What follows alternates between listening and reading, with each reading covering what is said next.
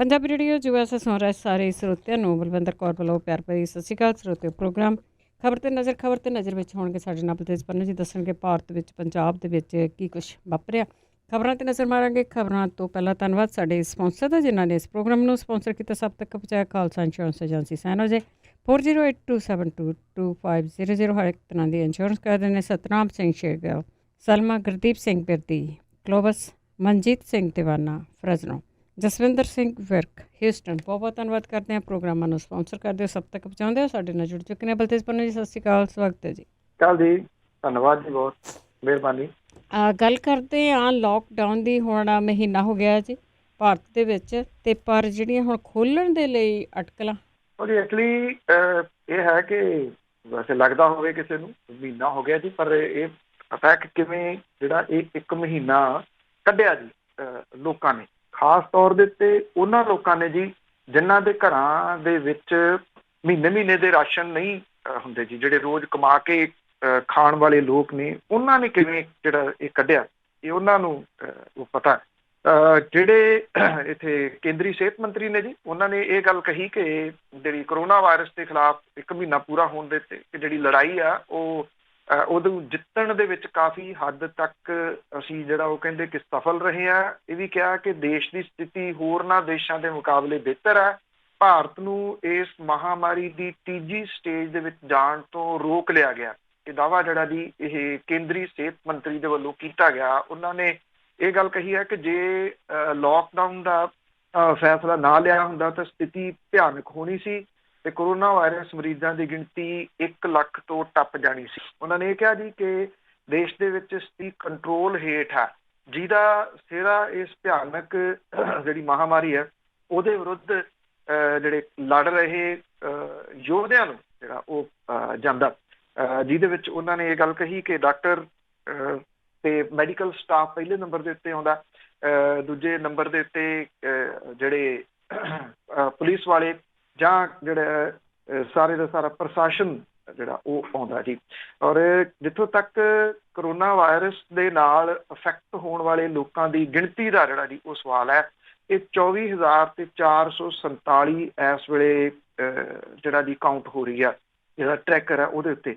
ਮਹਾਰਾਸ਼ਟਰ ਅਜੇ ਵੀ ਜਿਹੜਾ ਜੀ ਉਹ ਪਹਿਲੇ ਨੰਬਰ ਦੇ ਉੱਤੇ ਆ, 390 ਕੇਸ ਉੱਥੇ ਨਵੇਂ ਹੋਰ ਆਏ ਆ ਔਰ ਗਿਣਤੀ 6817 ਹੋ ਚੁੱਕੀ ਹੋਈ ਆ। ਗੁਜਰਾਤ ਦੇ ਵਿੱਚ 191 ਹੋਰ ਨਵੇਂ ਕੇਸ ਆਏ ਆ, 2815 ਇੱਥੇ ਗਿਣਤੀ ਹੋ ਚੁੱਕੀ ਹੋਈ ਆ। ਔਰ ਇਹ ਕੱਲ ਇੱਕ ਸਟੱਡੀ ਜਿਹੜੀ ਆਈ ਸੀ, ਜਿਹੜੀ ਇਹ ਕਹਿੰਦੀ ਹੈ ਕਿ ਗੁਜਰਾਤ ਦੇ ਵਿੱਚ ਠੀਕ ਹੋਣ ਵਾਲੇ ਮਰੀਜ਼ਾਂ ਦੀ ਜਿਹੜੀ ਪਰਸੈਂਟੇਜ ਹੈ ਉਹ ਪੂਰੇ ਮੁਲਕ ਦੇ ਵਿੱਚੋਂ ਸਭ ਤੋਂ ਘੱਟ ਹੈ। ਦਿੱਲੀ ਦੇ ਵਿੱਚ 138 ਨਵੇਂ ਕੇਸ ਸਾਹਮਣੇ ਆਏ ਆ, 2514 ਅਫੈਕਟਡ ਜਿਹੜੇ ਜੀ ਉਹ ਕੇਸ ਹੋ ਗਏ ਆ। ਦਿੱਲੀ ਦੇ ਮੁੱਖ ਮੰਤਰੀ ਹੋਰਾਂ ਨੇ ਕੱਲ ਲੋਕਾਂ ਨੂੰ ਅਪੀਲ ਜਿਹੜੀ ਇਹ ਕੀਤੀ ਆ ਕਿ ਜਿਹੜੀ ਪਲਾਜ਼ਮਾ ਥੈਰੇਪੀ ਆ ਉਹਦੇ ਵਾਸਤੇ ਠੀਕ ਹੋਏ ਮਰੀਜ਼ ਮੂਹਰੇ ਆਉਣ, ਕਿਉਂਕਿ ਉਹਦਾ ਹੁਣ ਜਿਹੜਾ ਜੀ ਇੱਥੇ ਤਜਰਬਾ ਕੀਤਾ ਗਿਆ ਜਿਹੜਾ ਕਾਫੀ ਹੱਦ ਤੱਕ ਸਫਲ ਰਿਹਾ। ਹੁਣ ਵੇਖਣਾ ਇਹ ਹੋਊਗਾ ਕਿ ਇਹ ਮਰੀਜ਼ ਜਿਹੜੇ ਨੇ ਇਹ ਸਾਹਮਣੇ ਆਉਂਦੇ ਨੇ ਇਸ ਥੈਰੇਪੀ ਦੇ ਵਾਸਤੇ, ਪਲਾਜ਼ਮਾ ਦੇਣ ਦੇ ਵਾਸਤੇ, ਜਾਂ ਜਿਹੜਾ ਉਹ ਨਹੀਂ। ਜਿੱਥੋਂ ਤੱਕ ਭਾਰਤ ਦੇ ਵਿੱਚ ਠੀਕ ਹੋਏ ਮਰੀਜ਼ਾਂ ਦੀ ਗਿਣਤੀ ਹੈ ਜੀ ਉਹ 4814 ਦੱਸੀ ਜਾ ਰਹੀ ਹੈ। ਹੁਣ ਤੱਕ 723 ਮੌਤਾਂ ਜਿਹੜੀਆਂ ਉਹ ਹੋ ਚੁੱਕੀਆਂ ਹੋਈਆਂ ਨੇ ਮੁਲਕ ਭਰ ਦੇ ਵਿੱਚ ਜੀ। ਪਰ ਜਿੱਥੇ ਤੱਕ ਹੈਲਪ ਹੋਵੇ ਕਰਨੀ ਚਾਹੀਦੀ ਆ, ਮਰੀਜ਼ ਕਿਤੇ ਵੀ ਦੁਨੀਆ 'ਤੇ ਹੋਣ। ਤਾਂ ਅੱਗੇ ਗੱਲ ਕਰਦੇ ਹਾਂ ਪੰਜਾਬ ਦੀ। ਪੰਜਾਬ ਦੇ ਵਿੱਚ ਕਰੋਨਾ ਵਾਇਰਸ ਦੇ ਮਰੀਜ਼ਾਂ ਦੀ ਗਿਣਤੀ ਆ ਉਹ ਤੇਜ਼ੀ ਦੇ ਨਾਲ ਵਧੀ ਆ ਪਿਛਲੇ ਕੁਛ ਦਿਨਾਂ 'ਚ। ਬਿਲਕੁਲ ਜੀ, ਐਕਚੁਅਲੀ ਇਹ ਜਿਹੜਾ ਜੀ 100 ਦੇ ਕਰੀਬ ਪਿਛਲੇ ਹਫ਼ਤੇ ਦੌਰਾਨ ਜਿਹੜੇ ਕੇਸ ਆ ਇਹ ਨਵੇਂ ਸਾਹਮਣੇ ਆਏ ਆ। ਸੂਬੇ ਦੇ ਵਿੱਚ ਕਰੋਨਾ ਦੇ ਮਰੀਜ਼ਾਂ ਦੀ ਜਿਹੜੀ ਗਿਣਤੀ ਆ ਉਹ 300 ਦੇ ਨੇੜੇ ਚਲੇ ਗਈ ਔਰ 6 ਅਪ੍ਰੈਲ ਤੱਕ ਇਹ ਗਿਣਤੀ ਜਿਹੜੀ ਉਹ 99 ਸੀਗੀ। 18 ਦਿਨਾਂ ਦੇ ਵਿੱਚ ਇਹ ਗਿਣਤੀ 300 ਦੇ ਨੇੜੇ ਜਿਹੜੀ ਉਹ ਗਈ ਆ। ਅਪ੍ਰੈਲ ਮਹੀਨੇ ਦੇ ਵਿੱਚ ਤੇਜ਼ੀ ਦੇ ਨਾਲ ਜਿਹੜੀ ਪੀੜਤਾਂ ਦੀ ਗਿਣਤੀ ਦੇ ਵਿੱਚ ਵਾਧਾ ਹੋਇਆ ਔਰ ਹੁਣ ਤੱਕ 6 ਮਹੀਨੇ ਦੀ ਬੱਚੀ ਸਣੇ 17 ਲੋਕ ਜਿਹੜੇ ਨੇ ਉਹਨਾਂ ਦੀ ਮੌਤ ਇਸ ਮਹਾਮਾਰੀ ਦੇ ਨਾਲ ਜਿਹੜੀ ਆ ਉਹ ਹੋ ਚੁੱਕੀ ਹੋਈ ਆ। ਔਰ ਇਹ ਵੀ ਜਿਹੜਾ ਜੀ ਕਿਹਾ ਗਿਆ ਕਿ ਜਿਹੜੇ ਵੱਖ-ਵੱਖ ਇਹ ਜ਼ਿਲ੍ਹੇ ਨੇ ਉਹਨਾਂ ਦੇ ਵਿੱਚ ਇਹਦਾ ਪਸਾਰ ਜਿਹੜਾ ਉਹ ਹੋਇਆ ਔਰ ਜਿਹੜੇ ਸੂਬੇ ਦੇ ਵਿੱਚ ਹੋਈਆਂ ਮੌਤਾਂ ਨੇ ਜੇ ਆਪਾਂ ਉਹਦੀ ਰੇਸ਼ੋ ਦੇਖੀਏ ਤੇ ਉਹ ਬਾਕੀਆਂ ਦੇ ਨਾਲੋਂ ਬਹੁਤ ਜ਼ਿਆਦਾ ਮੰਨੀਆਂ ਜਾ ਰਹੀਆਂ ਨੇ। ਨਾਲ ਲੱਗਵਾਂ ਸੂਬਾ ਹਰਿਆਣਾ, ਜਿਹੜਾ ਜੇ ਆਪਾਂ ਉਹਦੀ ਮਿਸਾਲ ਹੀ ਦਈਏ, ਹਰਿਆਣੇ ਨੇ ਇਹਨਾਂ ਮਾਮਲਿਆਂ ਦੇ ਵਿੱਚ ਪਿਛਲੇ ਸਾਲਾਂ ਦੇ ਦੌਰਾਨ ਜਿਹੜੀ ਹੈ ਜੀ ਉਹ ਅਥਾਹ ਤਰੱਕੀ ਕੀਤੀ ਹੈ। ਸਭ ਤੋਂ ਵੱਧ ਖਿਡਾਰੀ ਹਰਿਆਣਾ ਦਿੰਦਾ। ਹਰਿਆਣੇ ਦੇ ਵਿੱਚ ਜਿਹੜੇ ਮੈਡੀਕਲ ਕਾਲਜ ਨੇ, ਮੈਂ ਤੁਹਾਨੂੰ ਦੱਸਿਆ ਸੀਗਾ ਕਿ 11 ਤੋਂ ਬਾਅਦ 4 ਜਿਹੜੇ ਉਹ ਨਵੇਂ ਬਣੇ ਆ। ਪੰਜਾਬ ਦੇ ਵਿੱਚ ਇੱਕ ਸਿੰਗਲ ਵੀ ਨਹੀਂ ਬਣਿਆ। ਸ਼ਾਇਦ ਕਿਤੇ ਨਾ ਕਿਤੇ ਇਹ ਰੀਜ਼ਨ ਆ ਜੀ। ਦੂਸਰਾ, ਹਰਿਆਣੇ ਦੇ ਵਿੱਚ ਸਖਤੀ ਹੋਣ ਕਰਕੇ ਜਿਹੜੀਆਂ ਨਕਲੀ ਚੀਜ਼ਾਂ ਨੇ ਉਹ ਘੱਟ ਨੇ, ਇਹ ਮੰਨਣਾ ਪਊਗਾ ਜੀ। ਔਰ ਇੱਥੇ ਪੰਜਾਬ ਦੇ ਵਿੱਚ ਮੌਤਾਂ ਦੀ ਗਿਣਤੀ ਬਹੁਤ ਜ਼ਿਆਦਾ ਹੈ। ਹਰਿਆਣੇ ਦੇ ਵਿੱਚ ਕੇਸ ਇੰਨੇ ਹੀ ਨੇ, ਪਰ ਉੱਥੇ ਡੈਥ ਜਿਹੜੀਆਂ ਅਜੇ ਤੱਕ 2 ਹੋਈਆਂ ਨੇ। ਸਿਹਤ ਵਿਭਾਗ ਦੇ ਜਿਹੜੇ ਅਧਿਕਾਰੀ ਨੇ ਉਹ ਇਹ ਕਹਿੰਦੇ ਆ ਕਿ ਮਰੀਜ਼ ਦੇ ਅੰਤਮ ਸਮੇਂ ਗੰਭੀਰ ਹਾਲਾਤ ਦੇ ਵਿੱਚ ਪਹੁੰਚਣ ਦੇ ਵਾਸਤੇ ਪਹਿਲਾਂ ਤੋਂ ਗੰਭੀਰ ਬਿਮਾਰੀ ਦਾ ਸ਼ਿਕਾਰ ਹੋਣ ਕਰਕੇ ਮੌਤਾਂ ਦਾ ਅੰਕੜਾ ਵੱਧ ਰਿਹਾ ਹੈ। ਮੁੱਖ ਮੰਤਰੀ ਹੋਰਾਂ ਦਾ ਜ਼ਿਲ੍ਹਾ ਜਿਹੜਾ ਜੀ ਉਹ ਸਭ ਤੋਂ ਜ਼ਿਆਦਾ ਘਿਰਿਆ ਹੋਇਆ ਇਸ ਵੇਲੇ। ਇੱਥੇ ਜਿਹੜੀ ਗਿਣਤੀ ਉਹ 55 ਤੱਕ ਪਹੁੰਚੀ ਜਿਹੜਾ ਹੋਈ ਆ। ਔਰ ਜ਼ਿਲ੍ਹੇ ਦੇ ਵਿੱਚ ਇੱਕੋ ਮਰੀਜ਼ ਜਿਹੜਾ ਜੀ ਉਹ ਸਿਹਤਯਾਬ ਹੋਇਆ। ਜਲੰਧਰ ਜ਼ਿਲ੍ਹੇ ਦੇ ਵਿੱਚ ਮਰੀਜ਼ਾਂ ਦੀ ਗਿਣਤੀ ਲਗਾਤਾਰ ਤੇਜ਼ੀ ਨਾਲ ਵਧੀ ਹੈ। ਇਹਦੇ ਵਿੱਚ 63 ਤੱਕ ਪਹੁੰਚ ਗਿਆ ਹੋਇਆ। ਮੋਹਾਲੀ ਡਿਸਟ੍ਰਿਕਟ, ਜਿੱਥੇ ਨਵਾਂ ਗਾਉਂ ਦੇ ਇੱਕ ਹੋਰ ਰਿਪੋਰਟ ਜਿਹੜੀ ਪੋਜ਼ਿਟਿਵ ਆਉਣ ਤੋਂ ਬਾਅਦ ਗਿਣਤੀ ਇੱਥੇ 63 ਹੋ ਗਈ ਹੋਈ ਹੈ ਜੀ। ਸਾਹਿਬਜ਼ਾਦਾ ਅਜੀਤ ਸਿੰਘ ਨਗਰ ਜਿਹੜਾ ਇਹ। ਮਾਨਸਾ, ਲੁਧਿਆਣਾ ਤੇ ਅੰਮ੍ਰਿਤਸਰ ਦੇ ਵਿੱਚ ਵੀ ਇੱਕ ਨਵਾਂ ਮਰੀਜ਼ ਜਿਹੜਾ ਉਹ ਸਾਹਮਣੇ ਆਇਆ। ਪੂਰੇ ਪੰਜਾਬ ਦੇ ਵਿੱਚੋਂ 70 ਮਰੀਜ਼ ਜਿਹੜੇ ਆ ਜੀ ਉਹ ਠੀਕ ਹੋਏ ਆ। ਨਵਾਂ ਸ਼ਹਿਰ ਤੋਂ ਬਾਅਦ ਮੋਗਾ, ਰੋਪੜ, ਬਰਨਾਲਾ, ਫਤਿਹਗੜ੍ਹ ਸਾਹਿਬ ਤੇ ਗੁਰਦਾਸਪੁਰ ਇਸ ਤਰ੍ਹਾਂ ਦੇ ਜ਼ਿਲ੍ਹੇ ਆ ਜੀ ਜਿੱਥੇ ਕੋਈ ਨਵਾਂ ਮਰੀਜ਼ ਸਾਹਮਣੇ ਨਹੀਂ ਆਇਆ ਤੇ ਉੱਥੇ ਕੋਈ ਇਲਾਜ ਅਧੀਨ ਵੀ ਨਹੀਂ ਗਾ। ਬਠਿੰਡਾ, ਫਾਜ਼ਿਲਕਾ ਤੇ ਤਰਨਤਾਰਨ ਦੇ ਜਿਹੜੇ ਨੇ ਜੀ, ਇਹ 3 ਜ਼ਿਲ੍ਹੇ ਨੇ ਜਿਹੜੇ ਕਿ ਇਸ ਵਾਇਰਸ ਲਪੇਟ ਤੋਂ ਬਚੇ ਹੋਏ ਨੇ। ਇਹ ਜਿਹੜੀਆਂ ਤਸੱਲੀ ਦੇਣ ਵਾਲੀਆਂ ਕੁਝ ਜਿਹੜੀਆਂ ਖਬਰਾਂ ਨੇ, ਜੇ ਤੇਜ਼ੀ ਨਾਲ ਵਧੇ ਨੇ ਤਾਂ ਕੁਝ ਡਿਸਟ੍ਰਿਕਟ ਇਸ ਤਰ੍ਹਾਂ ਦੇ ਹੈਗੇ ਆ ਜੀ।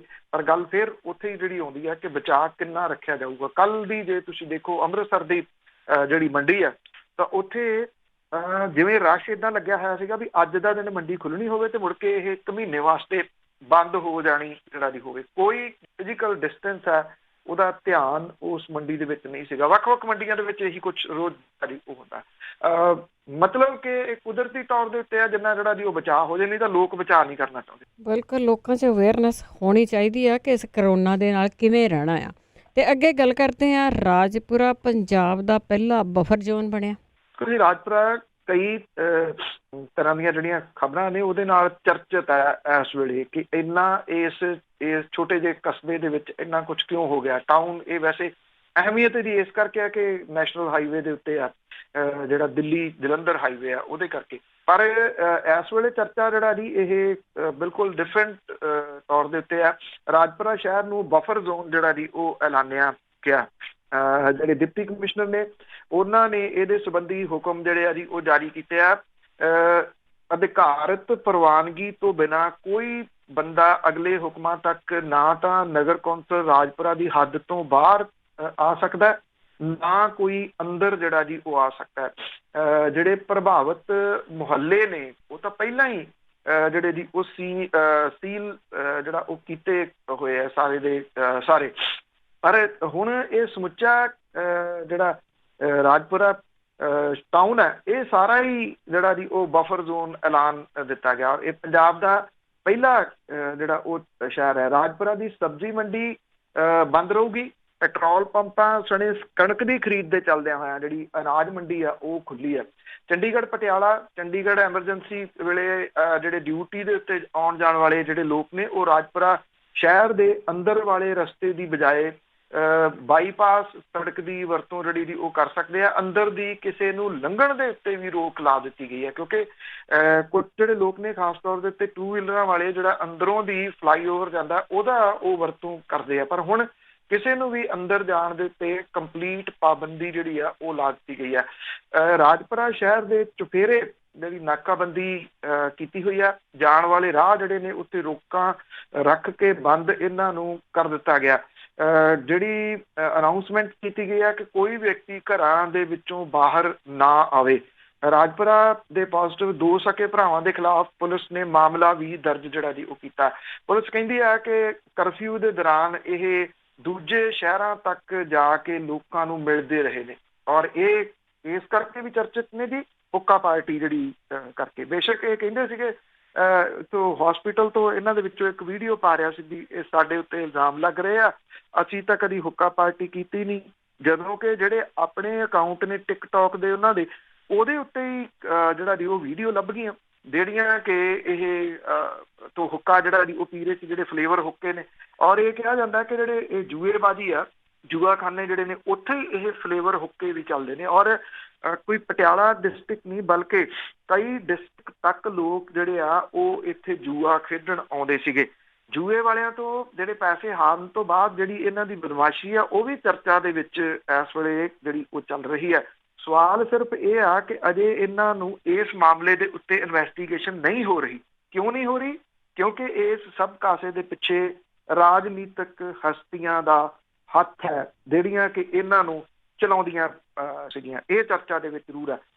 ਵੇਖਣਾ ਇਹੀ ਹੋਊਗਾ ਜੀ ਕਿ ਉਹ ਨਾਮ ਜਿਹੜੇ ਨੇ ਉਹ ਸਾਹਮਣੇ ਆਉਂਦੇ ਨੇ ਜਾਂ ਫਿਰ ਉਹਨਾਂ ਦੇ ਮਹੀਨਾ ਕਰੋਨਾ ਤੋਂ ਬਾਅਦ ਉਸੇ ਤਰੀਕੇ ਨਾਲ ਫਿਰ ਚੱਲਣੇ ਸ਼ੁਰੂ ਹੋ ਜਾਂਦੇ। ਜੇ ਚੱਲਦੀ ਆ ਤਾਂ ਸਾਰਾ ਕੁਝ ਉੱਦਾਂ ਹੀ ਚੱਲੂ ਜੀ। ਤੇ ਅੱਗੇ ਕਰੋਨਾ ਦੇ ਨਾਲ ਮਰਨ ਵਾਲਿਆਂ ਦੀ ਜਿਹੜੀ ਅੰਤਮ ਰਸਮਾਂ ਹੁੰਦੀਆਂ ਉਹਨਾਂ ਦੇ ਵਿੱਚ ਅਜੇ ਵੀ ਅੜਿੱਕੇ ਆ। ਦੇਖੋ ਕੁਛ ਨਾ ਜੀ ਲੁਧਿਆਣੇ ਦੇ ਵਿੱਚ ਸ਼ੱਕੀ ਮੌਤਾਂ ਹੋਈਆਂ ਨੇ ਕੱਲ੍ਹ ਦੀਆਂ ਜੀ। ਉਸ ਤੋਂ ਬਾਅਦ ਫਿਰ ਇਹ ਚਰਚਾ ਵੱਡੇ ਪੱਧਰ ਦੇ ਉੱਤੇ ਜਿਹੜਾ ਜੀ ਉਹ ਚੱਲ ਰਿਹਾ। ਤਾਂ 20 ਸਾਲਾ ਲੜਕੀ ਦੀ ਮੌਤ ਜਿਹੜੀ ਆ ਉਹ ਮਾਡਲ ਟਾਊਨ ਦੇ ਵਿੱਚ ਹੋਈ ਆ। ਉਹ ਬੁਖਾਰ ਤੇ ਖੰਘ ਤੋਂ ਪੀੜਤ ਸੀ। ਆਪਣੇ ਪਿਤਾ ਦੇ ਨਾਲ ਪ੍ਰਵਾਸੀ ਦੇ ਘਰ ਦੇ ਵਿੱਚ ਕੇਅਰ ਟੇਕਰ ਵਜੋਂ ਕੰਮ ਜਿਹੜਾ ਜੀ ਉਹ ਕਰਦੀ ਸੀਗੀ। ਵੀਰਵਾਰ ਸਵੇਰੇ ਮੌਤ ਹੋਣ ਤੇ ਇਹਦੇ ਪਿਓ ਨੇ ਪੁਲਿਸ ਕੰਟਰੋਲ ਰੂਮ ਦੇ ਵਿੱਚ ਇਹਦੀ ਸੂਚਨਾ ਦਿੱਤੀ। ਉਸ ਤੋਂ ਬਾਅਦ ਮਾਡਲ ਟਾਊਨ ਪੁਲਿਸ ਨੇ ਜਿਹੜਾ ਸੀਗਾ ਇਹ ਡੈੱਡ ਬੋਡੀ ਨੂੰ ਸਿਵਲ ਹਸਪੀਟਲ ਪਹੁੰਚਾਇਆ ਔਰ ਇਹਨੂੰ ਆਈਸੋਲੇਸ਼ਨ ਵਾਰਡ ਦੇ ਵਿੱਚ ਜਿਹੜਾ ਉਹ ਰੱਖਿਆ ਗਿਆ। ਹੈਬੋਵਾਲ ਦੇ ਰਹਿਣ ਵਾਲਾ ਇੱਕ ਜਿਹੜਾ ਸਪਲਾਈ ਅਫਸਰ ਹੈ ਉਹਨੂੰ ਵੀ ਸਿਵਲ ਹਸਪਤਾਲ ਦੇ ਵਿੱਚ ਜਿਹੜਾ ਉਹ ਭਰਤੀ ਇੱਥੇ ਜਿਹੜਾ ਜੀ ਉਹ ਕੀਤਾ ਗਿਆ। ਉਹਦੀ ਵੀ ਸਵੇਰੇ ਹੀ ਮੌਤ ਹੋਈ ਆ। ਹੁਸ਼ਿਆਰਪੁਰ ਤੋਂ ਲਿਆਂਦੇ ਗਏ ਇੱਕ ਵਿਅਕਤੀ ਦੀ ਮੌਤ ਵੀ ਉੱਥੇ ਹੋਈ ਆ। ਜਿਹੜੀ ਐਸਐਮਓ ਨੇ ਜੀ ਉਹ ਇਹ ਕਹਿੰਦੇ ਆ ਕਿ ਇਹਨਾਂ ਦੇ ਸੈਂਪਲ ਅਜੇ ਜਾਂਚ ਦੇ ਵਾਸਤੇ ਭੇਜੇ ਗਏ ਆ। ਇਹ ਅਜੇ ਕਲੀਅਰ ਨਹੀਂ ਗਾ ਜੀ ਕਿ ਇਹਨਾਂ ਦੀ ਡੈਥ ਜਿਹੜੀ ਆ ਉਹ ਕਰੋਨਾ ਵਾਇਰਸ ਦੇ ਨਾਲ ਹੋਈ ਹੈ। ਪਰ ਸ਼ੱਕੀ ਮੌਤਾਂ ਨੇ ਇਹ 3 ਜਿਹੜੀਆਂ ਇਹਦੇ ਤੋਂ ਬਾਅਦ ਜਿਹੜਾ ਇਹਨਾਂ ਦਾ ਕਰੋਨਾ ਵਾਇਰਸ ਦਾ ਜਿਹੜਾ ਟੈਸਟ ਆ ਉਹ ਭੇਜਿਆ ਗਿਆ। ਉਸ ਤੋਂ ਬਾਅਦ ਹੀ ਜਿਹੜਾ ਉਹ ਡੈਡ ਬੋਡੀ ਆ ਉਹਨਾਂ ਦਾ ਸੰਸਕਾਰ ਵਗੈਰਾ ਕੀਤਾ ਜਾਊਗਾ। ਇਹ ਹਸਪੀਟਲ ਜਿਹੜਾ ਇੱਥੇ ਸਰਕਾਰੀ ਹਸਪੀਟਲ ਜੀ ਉਹਦੇ ਵਿੱਚ ਰੱਖੀਆਂ ਗਈਆਂ ਨੇ। ਔਰ ਪਿਛਲੇ 10 ਦਿਨਾਂ ਦੇ ਦੌਰਾਨ ਲੁਧਿਆਣੇ ਦੇ ਵਿੱਚ ਜਿਹੜਾ ਜੀ 12 ਸ਼ੱਕੀ ਮਰੀਜ਼ਾਂ ਦੀ ਮੌਤ ਪੂਰੀ ਹੋਈ ਹੈ। ਔਰ ਇਹਨਾਂ ਦਾ ਜਿਹੜਾ ਅੰਤਮ ਸੰਸਕਾਰ ਹੈ ਉਹ ਉਦੋਂ ਕੀਤਾ ਜਾਊਗਾ ਜਦੋਂ ਇਹਨਾਂ ਦੇ ਟੈਸਟ ਰਿਪੋਰਟ ਆਊਗੀ। ਇਹ 3 ਸ਼ੱਕੀ ਮਰੀਜ਼ ਜਿਹੜੇ ਨੇ ਉਹਨਾਂ ਦੀ ਅੰਤਮ ਰਸਮਾਂ ਦੇ ਵਿੱਚ ਅਜੇ ਇਹ ਅੜਿੱਕਾ ਜਿਹੜਾ ਜੀ ਉਹ ਬਣ ਗਿਆ, ਇਹਨਾਂ ਦੀ ਸ਼ੱਕੀ ਮੌਤ ਹੋਣਾ। ਉਹਦੇ ਨਾਲ ਜਿਹੜੇ ਹਸਪੀਟਲ ਦੇ ਅਧਿਕਾਰੀ ਨੇ ਜੀ ਉਹ ਵੀ ਡਰੇ ਹੋਏ ਨੇ ਉੱਥੇ ਕੰਮ ਕਰਨ ਵਾਲੇ, ਕਿਉਂਕਿ ਜਿਹੜੇ ਤਰੀਕੇ ਦੇ ਨਾਲ ਇਹਨਾਂ ਨੂੰ ਲਿਆਂਦਾ ਗਿਆ, ਇਹਨਾਂ ਦੀਆਂ ਡੈਡ ਬੋਡੀਜ਼ ਲਿਆਂਦੀਆਂ ਗਈਆਂ ਨੇ, ਇਹ ਕਿਹਾ ਜਾ ਰਿਹਾ ਕਿ ਉਹਨਾਂ ਦੇ ਵਿੱਚ ਵੀ ਸਾਵਧਾਨੀ ਜਿਹੜੀ ਉਹ ਕਿਤੇ ਨਹੀਂ ਵਰਤੀ, ਕਿਉਂਕਿ ਇਹਨਾਂ ਨੇ ਕੋਈ ਇਲਾਜ ਨਹੀਂ ਕਰਵਾਇਆ। ਜੇ ਇਲਾਜ ਨਹੀਂ ਕਰਵਾਇਆ ਤਾਂ ਇਹ ਇੱਕਦਮ ਡੈਥ ਜਿਹੜੀਆਂ ਉਹ ਕਿਵੇਂ ਹੋਈਆਂ ਨੇ। ਹਾਲਾਂਕਿ ਜਿਹੜਾ ਲੁਧਿਆਣਾ ਸ਼ਹਿਰ ਹੈ ਜੀ ਬਹੁਤ ਵੱਡੇ ਇਹਦੀ ਸੰਘਣੀ ਆਬਾਦੀ ਆ। ਜਿਹੜੀਆਂ ਨੈਚੁਰਲ ਡੈਥ ਨੇ ਇਕੱਲੇ ਲੁਧਿਆਣੇ ਦੇ ਵਿੱਚ ਕੁਝ ਸਾਲ ਪਹਿਲਾਂ, ਕਿਉਂਕਿ ਮੈਂ ਪਰਸਨਲੀ ਤੌਰ ਦੇ ਉੱਤੇ ਉਸ ਸਰਵੇ ਦੇ ਵਿੱਚ ਸ਼ਾਮਲ ਸੀਗਾ, ਜਿਹੜਾ ਸਰਵੇ ਜਿਹੜਾ ਕੀਤਾ ਗਿਆ ਸੀ ਕਿੰਨੀਆਂ ਡੈਥ ਕਿਹੜੇ ਸ਼ਹਿਰ 'ਚ ਹੁੰਦੀਆਂ ਨੇ, ਉਹ ਇਸ ਕਰਕੇ ਸੀਗੀਆਂ ਕਿ ਉਦੋਂ ਇਹ ਸੋਚਿਆ ਗਿਆ ਸੀਗਾ ਉਹ 7 ਕੁ ਸਾਲ ਪਹਿਲਾਂ ਕਿ ਜੇਕਰ ਜਿਹੜੇ ਇਲੈਕਟ੍ਰਿਕ ਸ਼ਮਸ਼ਾਨ ਘਾਟ ਨੇ ਉਹ ਕੀਤੇ ਜਾਣ, ਲੱਕੜ ਬਚਾਈ ਜਾਵੇਗੀ। ਪਰ ਉਹ ਗੱਲ ਕਿਤੇ ਬਣ ਨਹੀਂ ਸਕੀ। ਢਿੱਚਰਾਂ ਬਹੁਤ ਲਾ ਦਿੱਤੀਆਂ ਗਈਆਂ ਸੀ ਸਰਕਾਰ ਦੇ ਵੱਲੋਂ। ਉਦੋਂ ਇਹ ਗੱਲ ਜਿਹੜੀ ਆਈ ਸੀ ਸਾਹਮਣੇ, ਕੋਈ 35 ਦੇ ਕਰੀਬ ਜਿਹੜੀਆਂ ਡੈਥ ਨੇ ਉਹ ਲੁਧਿਆਣਾ ਸ਼ਹਿਰ ਦੇ ਵਿੱਚ ਰੋਜ਼ ਜਿਹੜੀਆਂ ਨੈਚੁਰਲ ਤੌਰ ਦੇ ਉੱਤੇ ਡੈਥ ਜਿਹੜੀਆਂ ਉਹ ਹੁੰਦੀਆਂ ਨੇ, ਮਤਲਬ ਕਿ ਹੋਰ ਬਿਮਾਰੀਆਂ ਦੇ ਨਾਲ ਜਾਂ ਨੈਚੁਰਲ ਤੌਰ ਦੇ ਉੱਤੇ। ਵੀ ਇਹ ਵੇਖਣਾ ਹੁਣ ਇਹੀ ਹੋਊਗਾ ਇਹ ਜਿਹੜੀਆਂ 3 ਡੈਥ ਨੇ ਇਹ ਉਸ ਤਰ੍ਹਾਂ ਦੀਆਂ ਡੈਥ ਨੇ ਜਾਂ ਇਹ ਕਰੋਨਾ ਵਾਇਰਸ ਦੇ ਨਾਲ ਡੈਥ ਨੇ। ਜੇ ਇਹ ਕਰੋਨਾ ਵਾਇਰਸ ਦੇ ਨਾਲ ਡੈਥ ਨੇ ਤਾਂ ਸਥਿਤੀ ਜਿਹੜੀ ਆ ਜੀ ਉਹ ਬਹੁਤ ਗੰਭੀਰ ਕਹੀ ਜਾ ਸਕਦੀ ਹੈ। ਮਤਲਬ ਕਿ ਇਲਾਜ ਤੱਕ ਵੀ ਜਿਹੜਾ ਜੀ ਉਹ ਪਹੁੰਚਿਆ ਨਹੀਂ ਗਿਆ, ਹਸਪੀਟਲ ਤੱਕ ਵੀ ਨਹੀਂ ਪਹੁੰਚਿਆ ਗਿਆ। ਜੇ ਇਹ ਕਿਸੇ ਹੋਰ ਬਿਮਾਰੀ ਦੇ ਨਾਲ ਡੈਥ ਨੇ ਤੇ ਚਲੋ ਡੈਥ ਤਾਂ ਆਪਣੀ ਜਗ੍ਹਾ ਦੇ ਉੱਤੇ ਆ, ਪਰ ਫਿਰ ਪ੍ਰਸ਼ਾਸਨ ਦੇ ਵਾਸਤੇ ਥੋੜੀ ਸਕੂਨ ਵਾਲੀ ਗੱਲ ਹੋ। ਜੀ ਜੀ ਤੇ ਅੱਗੇ ਗੱਲ ਕਰਦੇ ਹਾਂ ਪੰਜਾਬ ਦੀ। ਪੰਜਾਬ ਮੁਲਕ ਲਈ ਫਿਰ ਬਣਿਆ ਅੰਨਦਾਤਾ। ਦੇਖੋ ਅੰਨਦਾਤਾ ਤਾਂ ਹਮੇਸ਼ਾ ਰਿਹਾ, ਔਰ ਦੂਸਰਾ ਪੱਖ ਇਹ ਵੀ ਆ ਕਿ ਅੰਨਦਾਤਾ ਵਸਾਰਿਆ ਜ਼ਰੂਰ ਗਿਆ ਜੀ। ਜਦੋਂ ਮੁਲਕ ਆਜ਼ਾਦ ਹੋਇਆ ਸੀਗਾ ਤਾਂ ਉਦੋਂ ਪੰਜਾਬ ਦੇ ਕਿਸਾਨ ਦੀ ਬਹੁਤ ਲੋੜ ਮਹਿਸੂਸ ਕੀਤੀ ਗਈ ਸੀ, ਕਿਉਂਕਿ ਉਦੋਂ ਕਟੋਰਾ ਲੈ ਕੇ ਮੁਲਕ ਥਾਂ ਥਾਂ ਫਿਰਦਾ ਸੀਗਾ। ਪੰਜਾਬ ਦੇ ਕਿਸਾਨ ਦਾ ਬਹੁਤ ਵੱਡਾ ਰੋਲ ਆ ਮੁਲਕ ਨੂੰ ਪੈਰਾਂ ਸਿਰ ਕਰਨ ਤੇ ਮੁਲਕ ਦਾ ਬਹੁਤ ਵੱਡਾ ਰੋਲ ਹੈ ਕਿਸਾਨ ਨੂੰ ਜ਼ਮੀਨ ਤੇ ਲਿਆਉਣ ਦੇ ਵਿੱਚ। ਜਿਹੜੀ ਇਹ ਮਹਾਮਾਰੀ ਹੈ ਇਹਦੇ ਨਾਲ ਜੂਝ ਰਿਹਾ ਮੁਲਕ ਜੀ। ਇਹਦੇ ਵਿੱਚ ਪੰਜਾਬ ਪੂਰੇ ਮੁਲਕ ਦੇ ਵਾਸਤੇ ਤੇਰ ਅੰਨਦਾਤਾ ਬਣਿਆ ਹੋਇਆ। ਗਰੀਬ ਲੋਕਾਂ ਦਾ ਢਿੱਡ ਭਰਨ ਦੇ ਵਾਸਤੇ ਪੰਜਾਬ ਦੇ ਗੋਦਾਮਾਂ ਦੇ ਵਿੱਚੋਂ ਅਨਾਜ ਜਿਹੜਾ ਜੀ ਉਹ ਜਾਣ ਲੱਗਿਆ। ਲੱਖਾਂ ਜਿਹੜੀਆਂ ਦਿੱਕਤਾਂ ਨੇ ਉਹਦੇ ਬਾਵਜੂਦ ਲੋਕਡਾਊਨ ਦੇ ਵਿੱਚ ਪੰਜਾਬ ਲਈ ਧਰਵਾਸ ਵੀ ਜਿਹੜਾ ਜੀ ਉਹ ਪੰਜਾਬ ਬਣਿਆ ਹੋਇਆ। ਪੰਜਾਬ ਦੇ ਅੱਗੇ ਵੱਡਾ ਮਸਲਾ ਅਨਾਜ ਜਿਹੜਾ ਸੀਗਾ ਜੀ ਉਹਨੂੰ ਇਕੱਠੇ ਕਰਕੇ ਰੱਖਣ ਦਾ ਸੀ। ਹੁਣ ਜਦੋਂ ਪੰਜਾਬ ਦੇ ਗੋਦਾਮ ਜਿਹੜੇ ਆ ਉਹ ਖਾਲੀ ਹੋਣ ਲੱਗੇ ਆ ਤਾਂ ਸੂਬੇ ਦੀ ਸਰਕਾਰ ਵੀ ਰਾਹਤ ਮਹਿਸੂਸ ਉਹ ਕਰਨ ਲੱਗੀ ਹੈ। ਕੇਂਦਰ ਸਰਕਾਰ ਨੇ ਅੰਨਦਾਤੇ ਦੇ ਪਸੀਨੇ ਦੀ ਕਦੀ ਵੁਕਤ ਨਹੀਂ ਪਾਈ, ਪਰ ਹੁਣ ਜਦੋਂ ਭੀੜ ਬਣੀ ਆ ਤਾਂ ਪੰਜਾਬ ਦਾ ਅਨਾਜ ਕੇਂਦਰ ਦੀ ਲਾਜ ਰੱਖ ਰਿਹਾ। ਲੋਕਡਾਊਨ ਤੋਂ ਬਾਅਦ ਤੇਜ਼ੀ ਦੇ ਨਾਲ ਪੰਜਾਬ ਦੇ ਗੋਦਾਮਾਂ ਦੇ ਵਿੱਚੋਂ ਉੱਚੀ ਦਰ ਦੇ ਨਾਲ ਅਨਾਜ ਜਿਹੜਾ ਜੀ ਦੂਜੇ ਰਾਜਾਂ ਦੇ ਵਿੱਚ ਗਿਆ। ਉੱਤਰ ਪ੍ਰਦੇਸ਼, ਬਿਹਾਰ, ਕਰਨਾਟਕਾ, ਪੱਛਮੀ ਬੰਗਾਲ ਦੇ ਵਿੱਚ ਚੌਲਾਂ ਦੀ ਸਭ ਤੋਂ ਵੱਧ ਖਪਤ ਹੈ। ਪ੍ਰਧਾਨ ਮੰਤਰੀ ਗਰੀਬ ਕਲਿਆਣ ਯੋਜਨਾ ਦੇ ਤਹਿਤ 810 ਮਿਲੀਅਨ ਗਰੀਬ ਲੋਕਾਂ ਨੂੰ 3 ਮਹੀਨੇ ਲਈ ਮੁਫਤ ਰਾਸ਼ਨ ਦਿੱਤਾ ਜਾਣਾ ਹੈ। ਤਾਲਾਬੰਦੀ ਤੋਂ ਬਾਅਦ ਲੰਘੇ 1 ਮਹੀਨੇ ਦੇ ਦੌਰਾਨ ਪੰਜਾਬ ਦੇ ਵਿੱਚੋਂ 20 ਲੱਖ ਮੀਟ੍ਰਿਕ ਟਨ ਅਨਾਜ ਦੂਜੇ ਰਾਜਾਂ ਨੂੰ 800 ਸਪੈਸ਼ਲ ਜਿਹੜੀਆਂ ਰੇਲਵੇ ਦੀਆਂ ਮਾਲ ਗੱਡੀਆਂ ਨੇ ਜੀ ਉਹਨਾਂ ਦੇ ਰਾਹੀਂ ਗਿਆ। ਇਹਦੇ ਵਿੱਚ 14.10 ਲੱਖ ਜਿਹੜਾ MT ਚੌਲ ਹੈ ਤੇ 5.90 ਲੱਖ ਜਿਹੜੀ ਉਹ ਕਣਕ ਸ਼ਾਮਿਲ ਹੈ।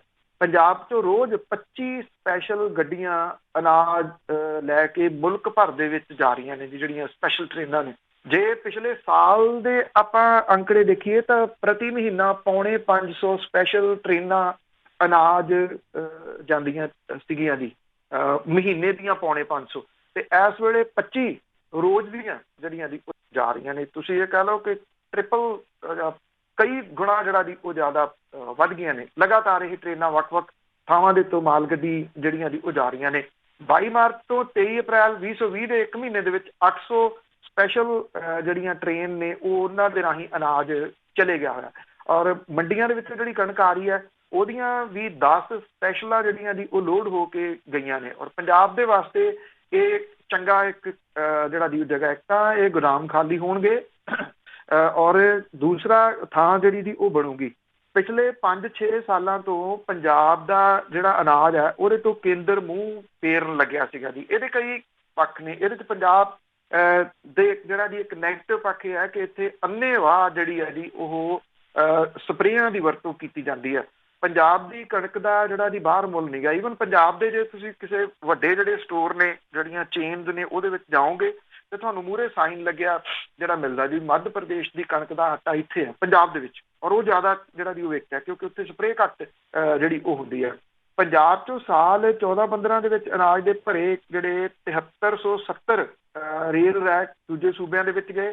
16-17 ਦੇ ਵਿੱਚ 6952 ਰੈਕ, 17-18 ਦੇ ਵਿੱਚ 6095 ਜਿਹੜਾ ਦੀ ਉਹ ਗਏ। 18-19 ਦੇ ਵਿੱਚ 5744 ਜਿਹੜੇ ਦੀ ਉਹ ਗਏ। ਮਤਲਬ ਕਿ ਜੇ ਤੁਸੀਂ ਸਾਲ ਵਾਈਜ਼ ਆਉਂਦੇ ਆ ਤਾਂ ਉਹ ਲਗਾਤਾਰ ਘਟਦੇ ਗਏ। ਪੰਜਾਬ ਦੇ ਵਿੱਚ ਇਸ ਵੇਲੇ 547 ਹਰ ਤਰ੍ਹਾਂ ਦੇ ਗੋਦਾਮ ਨੇ ਜੀ, ਜਿਨ੍ਹਾਂ ਦੇ ਵਿੱਚ 224.24 ਲੱਖ ਮੀਟ੍ਰਿਕ ਟਨ ਜਿਹੜਾ ਉਹ ਅਨਾਜ ਰੱਖਿਆ ਜਾ ਸਕਦਾ। ਔਰ ਪੰਜਾਬ ਦੇ ਗੋਦਾਮਾਂ ਦੇ ਵਿੱਚ ਪਿਛਲੇ ਸਾਲ ਦਾ 102 ਲੱਖ MT ਚੌਲ ਤੇ 75 ਲੱਖ MT ਕਣਕ ਪਈ ਹੈ। ਕਣਕ ਦੀ ਨਵੀਂ ਫਸਲ ਜਿਹੜੀ ਹੈ ਜੀ ਉਹ 135 ਲੱਖ ਮੀਟ੍ਰਿਕ ਟਨ ਆਉਣ ਦਾ ਅਨੁਮਾਨ ਹੈ। ਔਰ ਚੌਲ ਮਿੱਲਾਂ ਦੇ ਵਿੱਚ ਕਣਕ ਭੰਡਾਰ ਜਿਹੜੀ ਉਹ ਕੀਤੀ ਜਾ ਰਹੀ ਹੈ। ਖਾਲੀ ਹੋ ਰਹੇ ਗੋਦਾਮ ਪੰਜਾਬ ਦੇ ਵਾਸਤੇ ਜਿਹੜਾ ਜੀ ਉਹ ਇੱਕ ਚੰਗੀ ਚੀਜ਼ ਜਿਹੜੀ ਉਹ ਜ਼ਰੂਰ ਬਣ ਗਏ। ਜੀਰੀ ਦੇ ਸੀਜ਼ਨ ਦੇ ਵਿੱਚ ਔਖ ਜਿਹੜੀ ਉਹ ਨਹੀਂ ਕੱਟਣੀ ਪਊਗੀ। ਔਰ ਇਹ ਜਿਹੜੀ ਕਣਕ ਹੈ ਇਹ ਵੱਖ-ਵੱਖ ਸੂਬਿਆਂ ਦੇ ਵਿੱਚ ਇਸ ਵੇਲੇ ਜਿਹੜਾ ਜੀ ਉਹ ਵੰਡੀ ਜਾ ਰਹੀ ਹੈ। ਹੋ ਸਕਦਾ ਇਹਦਾ ਜ਼ਿਕਰ ਨਾ ਸੈਂਟਰ ਦੀ ਸਰਕਾਰ ਜਿਹੜੀ ਦੀ ਉਹ ਕਰੇ, ਕਿਉਂਕਿ ਅਕਸਰ ਇਸ ਤਰ੍ਹਾਂ ਦੀਆਂ ਚੀਜ਼ਾਂ ਜਿਹੜੀਆਂ ਦੀ ਉਹ ਵਿਸਾਰ ਦਿੱਤੀਆਂ ਜਾਂਦੀਆਂ ਨੇ। ਪਰ ਇੰਨਾ ਜ਼ਰੂਰ ਹੈ ਕਿ ਇਹ ਚੁੱਪ ਕੀਤੇ ਇਸ ਕਰਕੇ ਜਿਹੜਾ ਪੰਜਾਬ ਸਰਕਾਰ ਵੀ ਇਹਦਾ ਕ੍ਰੈਡਿਟ ਨਹੀਂ ਲੈ ਰਹੀ, ਕਿਉਂਕਿ ਉਹਨੂੰ ਇਹ ਲੱਗਦਾ ਕਿ ਗੋਦਾਮ ਖਾਲੀ ਹੋ ਜਾਣਗੇ ਤੇ ਉਹਦੇ ਗਲੋਂ ਜਿਹੜੀ ਆ ਜੀ ਉਹ ਗਲਾਵਾ ਲੱਥੂਗਾ ਇੱਕ ਕਿਸਮ ਦੇ ਨਾਲ। ਬਿਲਕੁਲ, ਬਾਅਦ 'ਚ ਕ੍ਰੈਡਿਟ ਲੈਂਦੇ ਰਹਿਣਗੇ। ਤੇ ਅੱਗੇ ਗੱਲ ਕਰਦੇ ਹਾਂ, ਪਹਿਲਾਂ ਵੀ ਕੀਤੀ ਸੀ ਵੀ ਜਿਹੜੇ ਕਰਫਿਊ ਪਾਸ ਆ ਉਹ ਬਹੁਤ ਵੰਡੇ ਗਏ ਆ ਤੇ ਹੁਣ ਜਾਲੀ ਕਰਫਿਊ ਪਾਸ ਰਾਹੀਂ ਜਿਹੜੇ ਕਮਾਈ ਕਰਦੇ ਸੀ ਉਹਨਾਂ ਨੂੰ ਅਰੈਸਟ ਕੀਤਾ। ਦੇਖੋ, ਜਦੋਂ ਕੋਈ ਇੱਦਾਂ ਦੀ ਆਫਤ ਆਉਂਦੀ ਹੈ ਜੀ, ਆਫਤ ਦੇ ਵਿੱਚ ਵੀ ਇਹ ਲੋਕ ਜਿਹੜੇ ਕਿਵੇਂ ਕੋਈ ਨਾ ਕੋਈ ਤਰੀਕਾ ਕੱਢ ਲੈਂਦੇ ਆ ਪੈਸੇ ਜਿਹੜਾ ਜੀ ਉਹ ਬਣਾਉਣ ਦਾ। ਸ਼ਾਤਰ ਦਿਮਾਗ ਜਿਹੜੇ ਨੇ ਜੀ। ਪੰਜਾਬ ਪੁਲਿਸ ਨੇ ਜਿਹੜੇ ਪ੍ਰਵਾਸੀ ਮਜ਼ਦੂਰਾਂ ਦੇ ਵਾਸਤੇ ਜਾਲੀ ਜਿਹੜੇ ਪਾਸ ਨੇ ਉਹ ਬਣਾਉਣ ਦੇ ਵਾਸਤੇ ਹੁਣ ਇੱਕ ਗਰੋਹ ਜਿਹੜਾ ਜੀ ਉਹ ਫੜਿਆ, ਜਿਹਦੇ ਵਿੱਚ 3.5 ਲੱਖ ਰੁਪਏ ਦੇ ਬਦਲੇ 71 ਮਜ਼ਦੂਰ ਜਿਹੜੇ ਨੇ ਉਹ ਉੱਤਰ ਪ੍ਰਦੇਸ਼ ਤੇ ਬਿਹਾਰ ਦੇ ਵਿੱਚ ਲਿਜਾਏ ਜਾ ਚੁੱਕੇ ਆ। ਉਹਨਾਂ ਤੋਂ ਇੰਨੇ ਪੈਸੇ ਇਹਨਾਂ ਨੇ ਜਿਹੜਾ ਜੀ ਉਹ ਲੈ ਲਏ ਹੋਏ। ਇਹਦੇ ਕਈ ਪੱਖ ਨੇ ਜੀ। ਇੱਕ ਜਿਹੜਾ ਪੱਖ ਇਹ ਵੀ ਹੈ ਕਿ ਜੋ ਕੁਛ ਉਹਨਾਂ ਨੇ ਕਮਾਇਆ ਹੋਇਆ ਉਹ ਖਰਚ ਕੇ ਇੱਥੋਂ ਨਿਕਲ ਜਾਣਾ ਚਾਹੁੰਦੇ ਆ ਜੀ, ਆਪਣੇ ਸੂਬੇ 'ਚ ਜਾਣਾ ਚਾਹੁੰਦੇ। ਇਹ ਅਹਿਮ ਪੱਖ ਆ, ਕਿਉਂਕਿ 71 ਮਜ਼ਦੂਰਾਂ ਤੋਂ ਤੁਸੀਂ ਚਲੋ ਉਂਝ ਕਿਸੇ ਤੋਂ ਲਿਆ ਹੋਵੇ 3 ਲੱਖ 3.5 ਲੱਖ ਰੁਪਈਆ, ਉਹ ਇੱਕ ਸੈਪਰੇਟ ਕਹਾਣੀ ਹੈ ਜੀ। ਮਜ਼ਦੂਰਾਂ ਤੋਂ ਇੰਨੇ ਪੈਸੇ ਜਿਹੜੇ ਜੀ ਉਹ ਹੋਣ, ਇਹਦਾ ਮਤਲਬ ਜੋ ਕੁਝ ਕਮਾਇਆ ਸੀ ਉਹ ਦੇ ਕੇ ਇੱਥੋਂ ਨਿਕਲ ਗਏ। ਇਹ ਦੱਸਿਆ ਗਿਆ ਜੀ ਕਿ 9 ਮੈਂਬਰ ਇਸ ਗਰੋਹ ਦੇ ਫੜੇ ਗਏ ਆ, ਜਿਨ੍ਹਾਂ ਦੇ ਵਿਰੁੱਧ ਵੱਖ-ਵੱਖ ਧਾਰਾਵਾਂ ਦੇ ਤਹਿਤ ਕੇਸ ਜਿਹੜੇ ਉਹ ਦਰਜ ਕੀਤੇ ਗਏ ਆ। ਉਹਨਾਂ ਦੇ ਵੱਲੋਂ ਵਰਤੇ ਗਏ ਜਿਹੜੇ ਫੋਨ ਆ ਉਹ ਜ਼ਬਤ ਕੀਤੇ ਗਏ ਆ। ਇੱਕ ਮੈਂਬਰ ਅਜੇ ਵੀ ਫਰਾਰ ਜਿਹੜਾ ਜੀ ਉਹ ਦੱਸਿਆ ਜਾਂਦਾ।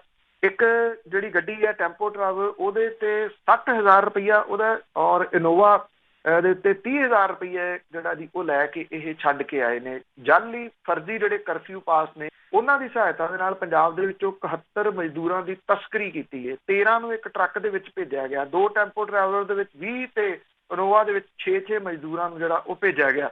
ਬਿਹਾਰ ਦੇ ਗੋਂਡਾ ਜ਼ਿਲ੍ਹੇ ਦੇ ਨਾਲ ਨਾਲ ਉੱਤਰ ਪ੍ਰਦੇਸ਼ ਤੇ ਲਖਨਊ ਤੇ ਸਹਾਰਨਪੁਰ ਦੇ ਵਿੱਚ 12 ਅਪ੍ਰੈਲ ਤੋਂ ਹੁਣ ਤੱਕ ਇਸ ਤਰ੍ਹਾਂ ਦੇ ਵਹੀਕਲ ਜਿਹੜੇ ਚਲਾਉਣ ਵਾਲੇ ਨੇ ਉਹ 4-4 ਗੇੜੇ ਲਾ ਚੁੱਕੇ ਨੇ। ਹੁਸ਼ਿਆਰਪੁਰ ਦੀ ਪੁਲਿਸ ਨੇ ਜਿਹੜਾ ਜੀ ਇਹਨਾਂ ਨੂੰ ਅਰੈਸਟ ਕੀਤਾ, ਔਰ ਜਿਨ੍ਹਾਂ ਨੇ ਫਰਜ਼ੀ ਗੈਰ ਕਾਨੂੰਨੀ ਕਰਫਿਊ ਪਾਸ ਜਿਹੜੇ ਸੀ ਉਹ ਬਣਾਏ, ਪੰਜਾਬ ਤੋਂ ਹਰਿਆਣਾ ਤੇ ਯੂਪੀ ਦੀ ਸਰਹੱਦ ਪਾਰ ਕਰਨ ਦੇ ਵਾਸਤੇ ਇਹ ਵਰਤੇ। ਰਾਜਪੁਰਾ ਦੇ ਸ਼ੰਭੂ ਬੈਰੀਅਰ ਦੇ ਉੱਤੇ ਜਿਹੜੇ ਸੀਗੇ ਜੀ, ਇਹ ਕੋਈ ਸ਼ੱਕ ਹੋਇਆ ਕਿ ਬਾਰ-ਬਾਰ ਉਹੀ ਗੱਡੀ ਜਿਹੜੀ ਹੈ ਜੀ ਉਹ ਕਿਵੇਂ ਜਾ ਰਹੀ ਹੈ। ਉੱਥੋਂ ਜਿਹੜਾ ਸੀਗਾ ਜੀ ਇਹ ਸ਼ੱਕ ਹੋਇਆ ਤੇ ਫਿਰ ਅੱਗੇ ਤੋਂ ਅੱਗੇ ਇਹ ਗੱਡੀਆਂ ਟਰੇਸ ਕੀਤੀਆਂ ਗਈਆਂ, ਜਿਨ੍ਹਾਂ ਦਾ ਜਾ ਕੇ ਨਿਕਲਿਆ ਜੀ ਹੁਸ਼ਿਆਰਪੁਰ ਦੇ ਨਾਲ ਲਿੰਕ।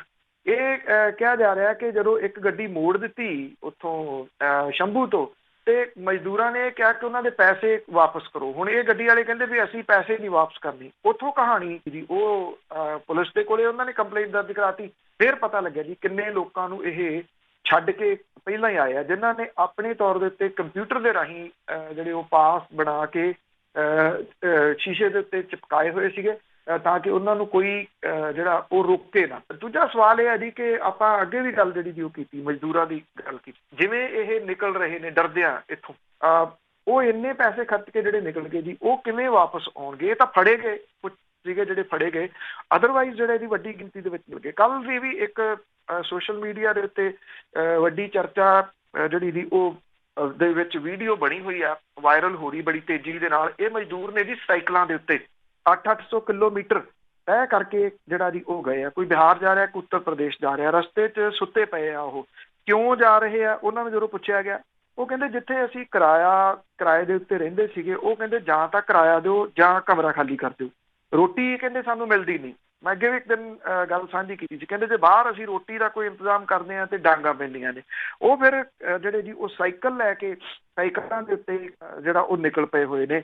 ਜਿਹੜਾ ਇਹ ਨਾ ਜੇ ਰੁਕਿਆ ਜੀ, ਕਿਉਂਕਿ ਇਹਨੂੰ ਰੋਕਣਾ ਪਊਗਾ, ਜੇ ਨਹੀਂ ਰੁਕਦਾ ਤਾਂ ਪੰਜਾਬ ਦੇ ਵਾਸਤੇ ਮੁਸੀਬਤਾਂ ਦੇ ਪਹਾੜ ਜਿਹੜੇ ਜੀ ਉਹ ਟੁੱਟਣਗੇ ਮਜ਼ਦੂਰੀ ਦੇ ਪੁਆਇੰਟ ਆਫ ਵਿਊ ਤੋਂ, ਚਾਹੇ ਉਹ ਇੰਡਸਟਰੀ ਹੈ ਤੇ ਚਾਹੇ ਕਿਸਾਨੀ ਹੈ ਜੀ।